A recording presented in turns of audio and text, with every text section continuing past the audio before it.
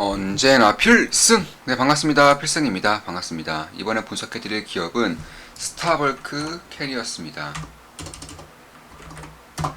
일단 스타벌크 캐리어스는 전 세계에서 가장 유명하고 또 가장 경쟁력이 있는 벌크 선사 중에 하나죠. 사실 전 세계 1등의 벌크 선사라고 봐도 무방할 정도의 경쟁력을 가진 기업이라고 보시면 될 것 같습니다. 따라서 이 벌크 선사 혹은 벌크 해운사에 대한 운임이 증가한다거나 산업이 좋아진다거나 한다면 가장 먼저 그리고 가장 안정적으로 좋아질 기업 중에 하나가 바로 스타벌크 캐리어스예요. 제가 지금 스타벌크 캐리어스에 대해서 분석해드린 이유도 이제는 벌크 선사들의 반등이 머지않았다라고 보고 있기 때문입니다. 사실 저 같은 경우도 GOGL, 골든오션 그룹에 대해서 투자를 하고 있어요. 최근에 투자를 진행했고 약간의 수익을 내고 있습니다. 그리고 이번에는 공개 영상이기 때문에 가장 안정적이라고 할 수 있는 스타벅크 캐리어스에 대해서 분석을 해드리고자 합니다. 저는 골든오션 그룹에 투자를 하고 있고요. 절대 매수매도 추천 리딩 아닙니다. 참고하시면 되겠습니다. 자, 일단 벌크 선사를 좋게 보는 가장 먼저 좋게 보는 이유는 사실 산업 자체가 이제는 좋아질 가능성이 높아지고 있다는 거예요. 사실 벌크 선사, 벌크에 대한 그 시황 같은 경우는 중국 경제 혹은 중국의 인프라 투자와 똑같이 갑니다. 왜냐하면 전 세계 철강석 그리고 석탄의 수요의 거의 절반 정도가 중국이 차지하고 있기 때문이에요. 사실 벌크 선사의 시황은 중국 경제에 달려 있다. 그러니까 중국 경제가 좋아지면 벌크 시황도 좋아지고요. 중국 경제가 안 좋아지면 벌크 선사도 안 좋아지는 상황이 지금까지 이어지고 있어요. 실제로 벌크 선사라고 한다면 철광석, 석탄, 곡물 등 이제 건조된 제품들을 나르는 제품이라기보다 원자재라고 하는 게 맞겠죠. 선사를 벌크 선사라고 하기 때문에 결국 철광석의 절반 이상을 중국이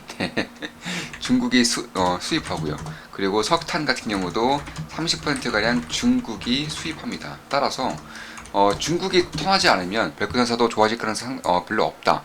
저는 그런데 중국이 턴할 가능성이 상당히 높다라고 보고 있는 것이고, 실제로 우리 텔레그램 방에서도 신국들, 특히 그 중에서도 중국과 브라질에 대해서는 정말 꾸준히 말씀드렸어요. 올해 내내 혹은 올해 한 4월 들어서는 거의 매일같이 말씀드렸다고 해도 과언이 아닐 정도로 말씀을 드려왔습니다. 우리 멤버분들은 다들 아실 거예요.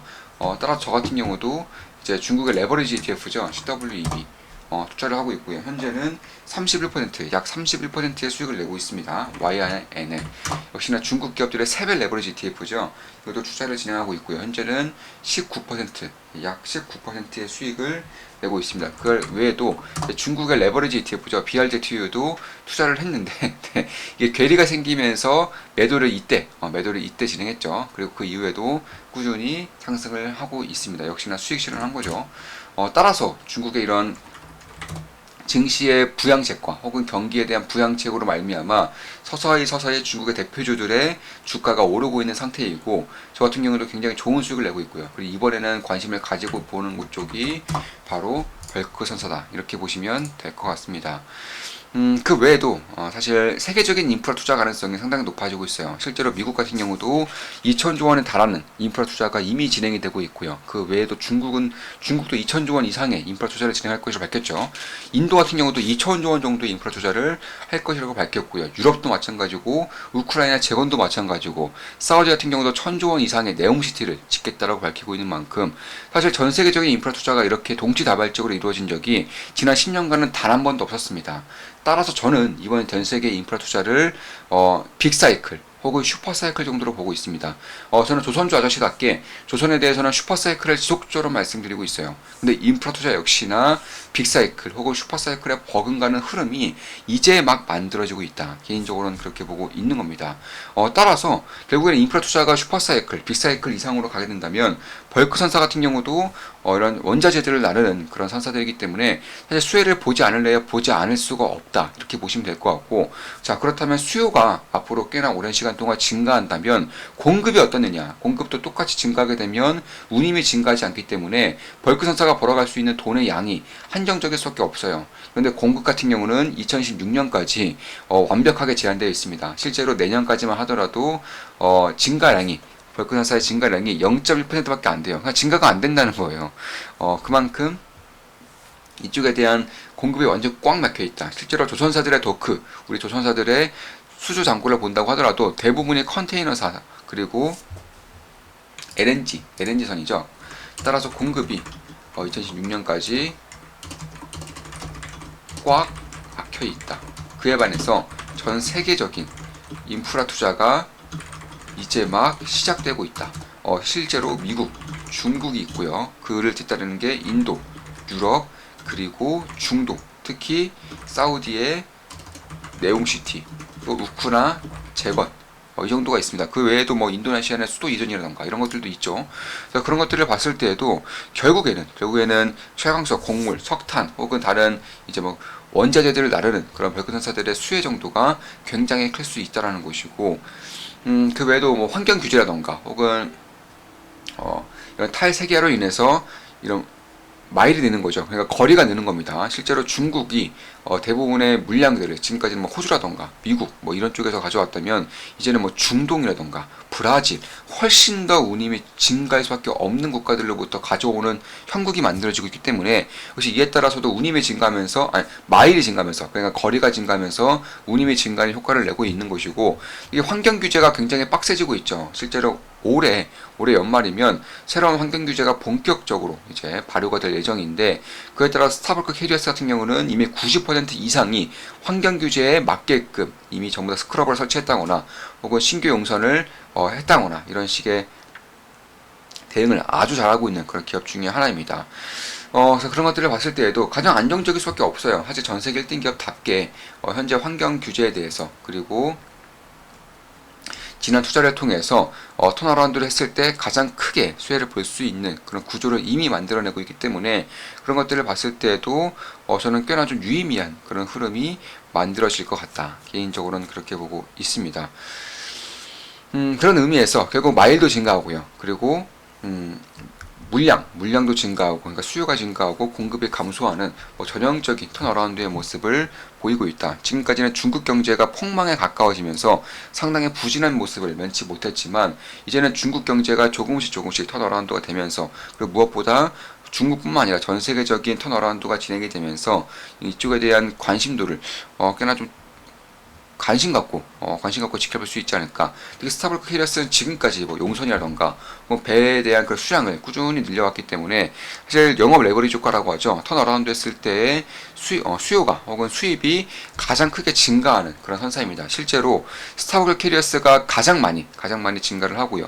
그리고 골든오션 그룹이 2등 정도 되는데, 저는 장 초반에 말씀드렸다시피 골든오션 그룹을 투자를 진행하고 있고 현재 약간의 수익을 내고 있다고 말씀드렸었고, 우리 개인적 그리고 공개적으로는 가장 안정적이라고 할 수 있는 골든오션 그룹보다 좀 더 안정적으로 할 수 있는 스타벅스 캐리어스를 분석해드린다, 이렇게 말씀을 드리고 있죠. 사실 스타벅스 캐리어스와 골든오션 그룹이 만약에 턴이 진행될 경우, 이쪽에 대한 턴이 진행될 경우 영업 레버리지 효과, 그러니까 턴어라운드 효과를 가장 크게 볼 수 있는 해운사다, 이렇게 보시면 될 것 같습니다. 그러니까 가장 안정적이면서도 가장 크게 수혜를 볼 수 있는 그런 좀 사기적인 위치를 가지고 있는 해운사라고 보시면 될 것 같아요. 그래서 그런 것들을 봤을 때에도 저는 이쪽에 대해서는 이제는 좀 주목해야 될 거라고 보고 있고, 실제로 올해 1분기도 예상보다는 실적이 나쁘지 않았어요. 일단 컨센을 상회했고요. EPS가 컨센을 상회했고 배당금도 컨센을 상회를 하면서 결국 뭐 7% 정도, 배당금도 올해에는 7% 이상이 나올 것이 예상되고 있는 만큼 돈을 못 버는 게 아니에요. 주가가 이렇게 하락을 했다고 해서 돈을 못 버는 게 아닙니다. 돈은 꾸준히 잘 벌고 있음에도 불구하고 미래에 특히 중국 경제에 대한 우려감이 짙어지면서 이 정도의 주가 하락이 보였다는 것을 알 수 있는 것이고, 그것을 제외한다면 결국에는 이제 이러한 우려가 이제 서서히 벗겨나가지는 지금 결국 주가에 대한 행보, 시가총액에 대한 증가, 이런 것들에도 주목할 필요가 있지 않을까, 이렇게 보고 있는 것이고, 실제로 올해 1분기에 스타벅스 캐리어스 같은 경우는 이제 신규 선박이라고 하죠. 신조선을 이미 7대 이상을, 7대 정도를 빌리면서 130척 이상의 그런 배를 굴리게 되었습니다. 그 중에서 90% 이상이 친환경 규제에 이미